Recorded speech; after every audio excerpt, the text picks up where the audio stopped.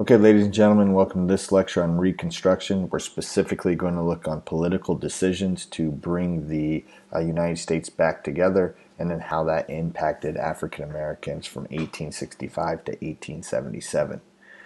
This will really take a greater turn, although it occurred beforehand. We see Sherman with his military order number 15, but it will take on a bigger stage at the end of the war, April 9th, 1865, with the surrender of the Confederacy at Appomattox Courthouse by Lee and the Confederacy to the Union.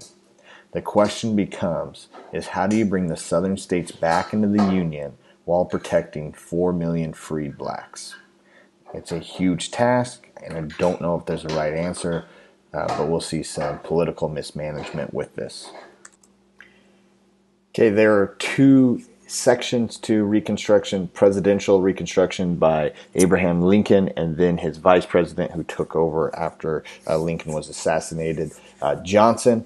And so we'll get presidential Reconstruction based on getting the Union back together as quickly as possible, and then we'll get Congressional Reconstruction when we get a majority of Republicans, both radical and moderates, that come together for a stricter, more military-style Reconstruction in the South.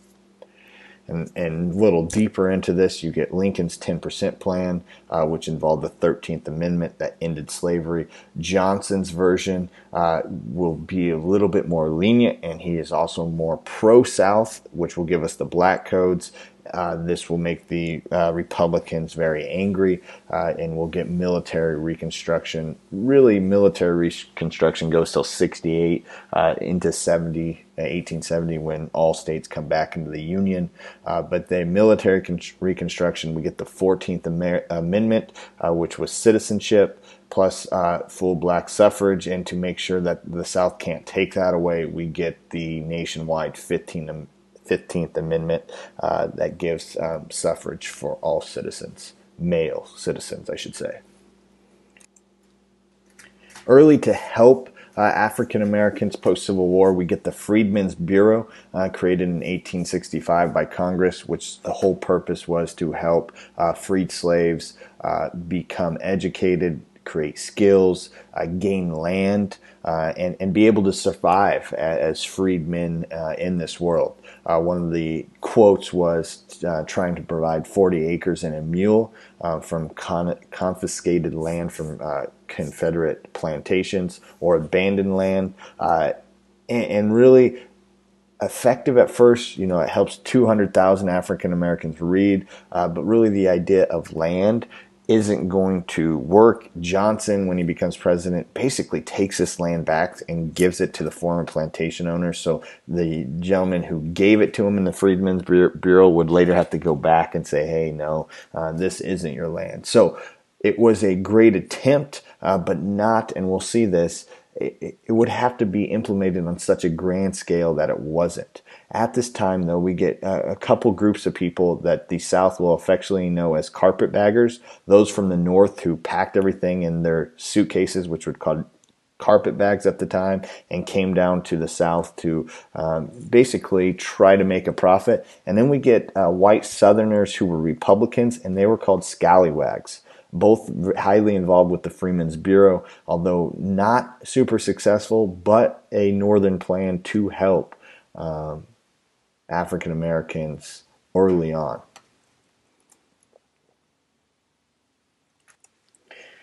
Okay, the first plan we get is President Lincoln's 10% plan. 10% was that 10% of ex-Confederate voters had to make a Pledge of Allegiance, and then those states would have to those states would be accepted back in the Union, and they'd have to make accept the 13th Amendment, which ended slavery, gave us emancipation.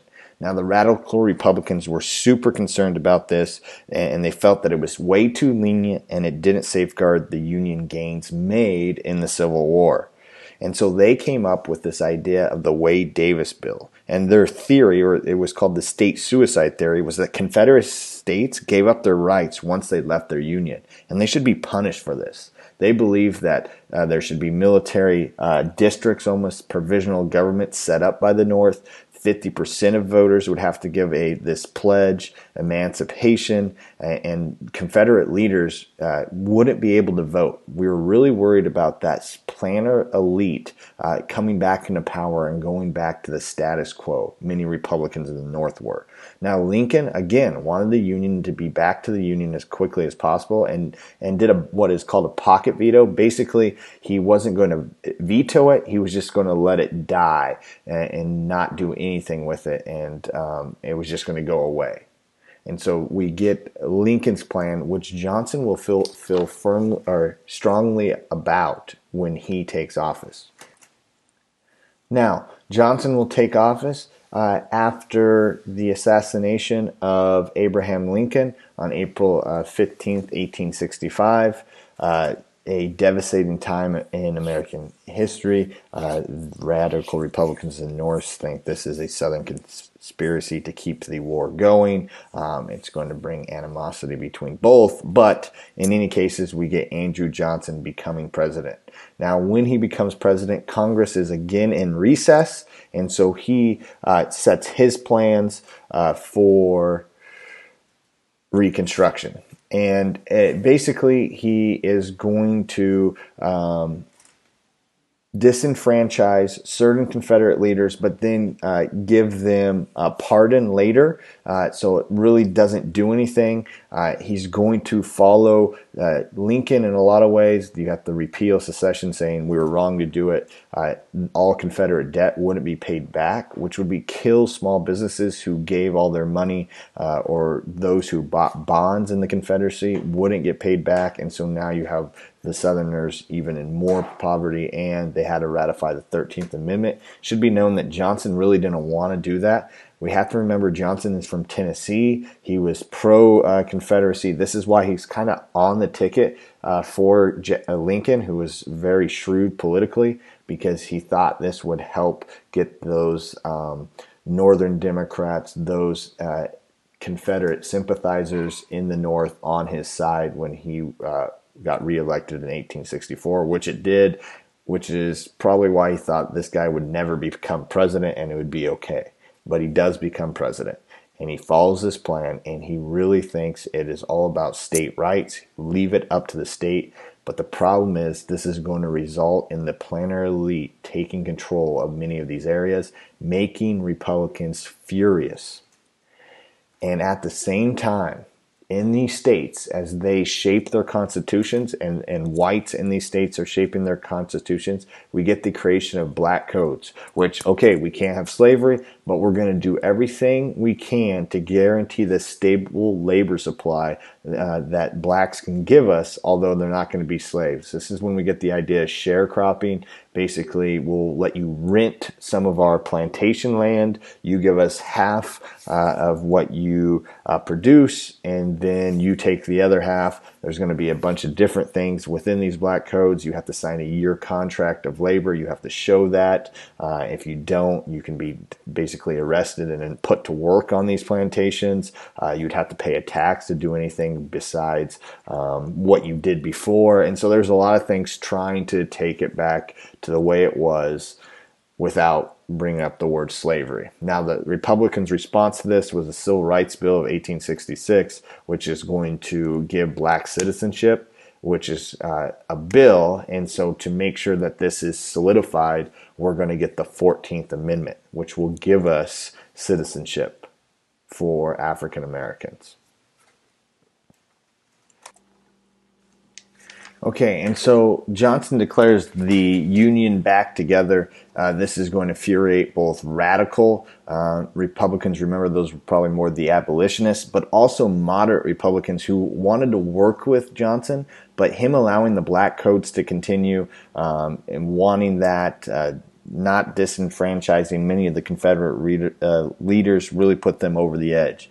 And by the midterm elections of 1866, radical Republicans had control, and so they're going to pass the Military Reconstruction Act of 1867. And this kind of goes with the Wade Davis bill, which is, hey, we need to punish the South, we need to protect blacks' rights, and so we need to be a little bit more harsher. And so they're going to create 5 military districts commanded by Union generals. They're going to disenfranchise, which means not allowed to vote, Confederates. States must ratify the 14th Amendment and allow full suffrage for blacks. This would lead to the 15th Amendment, which was suffrage, okay, for all citizens. And by 1868, with this harsher Reconstruction, we get 7 of the 10 states that had left back in the Union, although we'll see Virginia, Texas, and Mississippi later, 1869 and 1870. Now, the big problem here is that the Republicans feared that the South would gain greater control. Remember, the 14th Amendment makes African American citizens. Now they're worth one person representation-wise, which actually is going to allow the South to gain votes, which is fine as long as African Americans can vote. Because many places, South Carolina, they were like 60% of the population. Others, they're quite a huge percentage of the population. And if they can vote, they would vote Republican. And so now we're set this up that if the Democratic white Southerners could repress the vote of African Americans, they would have the representation, but yet they would get the majority of votes their way because they're not allowing African Americans to vote. And so there's going to be this fight. This is why there was the need of the 15th Amendment. However, one of the problems is that the federal government will slowly start pulling troops back, 1868, keep them in very few states. Now, when they were there, voting for African Americans was really good in the sense that there were some state senates, state congresses that had quite a bit of African American leaders. You'll get senators in the federal government. You'll get congressmen in the federal government at this time. But this will slowly go away because the North, the Union, will not continue this protection. They don't feel it should be the federal government's job. And thus, this is kind of a stain on this time period. And you've got to understand this, that the Union did not enforce the 14th and 15th Amendments fully. In the sense of the 15th Amendment, we're going to get states have the right to kind of put up their own voting requirements. And so we'll get poll taxes, we'll get literacy tests, we'll get property requirements, we'll get the grandfather clause. It required citizenship before the 14th Amendment to vote, which means all African Americans before the 14th Amendment, there were very few in the South who were actually citizens. They were slaves. So most slaves who are now free, who are now citizens, couldn't vote because of this grandfather clause. And so there was this huge idea of repression of the black vote, which would give not only the South more electoral college votes, more representation, and allow them to win because blacks were not voting. And this, you could keep the South the way it was, bring back some of this idea of superiority of whites over blacks, with it being quote unquote legal. Now, think about this. It's like if a bully fights to stay a bully, right? And this was the South. Think of the South as a bully. Fights to stay a bully, but loses, but then there's no repercussions and you leave. Is that person, or is the South still going to be a bully? You haven't changed anything in a sense. Over the long term, you might have changed things quickly, but not over the long term. At the same time, you'll get Ulysses S. Grant becoming a Republican president, not very strong, puts people around him who are very corrupt. Beforehand, you get Johnson, who's actually by the Republicans going to be our first president who's going to be put on or tried to be impeached. It won't pass. But politically, we don't have a strong leader like Lincoln. But again, Lincoln's 10% plan, I don't know if it was the greatest. And so we get this idea of the overthrow Reconstruction as it is going on. because of the lack of federal enforcement, even by Congressional Reconstruction as that continued from 1867 through 1877. There will be these secret societies. Specifically, the greatest example is the Ku Klux Klan, and the whole goal was to stop blacks from voting and destroy the Republican Party. This, in definition, is a terrorist group. It is a domestic terrorist group. The Union and President Grant will do a great job of repressing this with the enforcement acts, and it brought peace for a while. But as the 1870s continued, the North's commitment to Reconstruction, and 1870, all the states were back in the Union. So we're back as a country. Let's move on. It will start to wane, and there's a couple of issues. The South won't be getting better. We'll see its inability to get better, and one of the blames will be on black participation had made things worse, that the natural leaders were white, and because of our trying to make blacks equal, it didn't allow those people who should be in power to be in power. And so we'll get this break in the Republican Party because many of those early leaders were now not in Congress. I'm thinking guys like Thaddeus Stevens, these abolitionists, strong, radical Republicans weren't there. You'll also go through an economic depression, so now we have our own problems, and are we actually going to commit to continually helping the South?